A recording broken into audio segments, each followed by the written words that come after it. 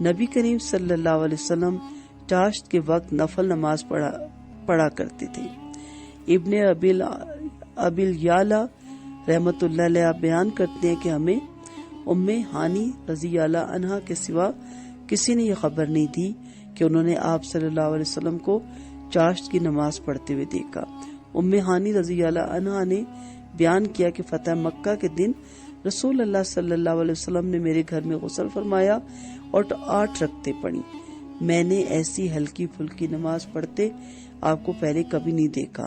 تاہم آپ نے رکوع اور سجدے پورے کیے۔ جی یہ صحیح بخاری کی حدیث ہے 1103۔ نبی کریم صلی اللہ علیہ وسلم نے اپنی امت کو بھی چاشت کی نفل پڑھنے کی تاکید فرمائی۔ حضرت ابو ہریرہ رضی اللہ عنہ بیان کرتے ہیں، میرے خلیل رسول اللہ صلی اللہ علیہ وسلم نے مجھے 3 چیزوں کی نصیحت کی: ہر مہینے 3 روزے رکھنے، 2 رکعت چاشت کی نماز پڑھنے اور سونے سے پہلے وتر ادا کر لینے کی۔ چاشت کی نماز کی فضیلت بیان کرتے ہوئے ایک موقع پر رسول اللہ صلی اللہ علیہ وسلم نے فرمایا، تم میں سے ہر ایک اس حال میں صبح کرتا ہے کہ اس کے ذمہ اس کے ہر جوڑ پر صدقہ ہوتا ہے، بس ہر بار سبحان اللہ، اللہ پاک ہے کہنا صدقہ ہے، ہر بار الحمدللہ، سب تعریفیں اللہ کے لیے کہنا صدقہ ہے،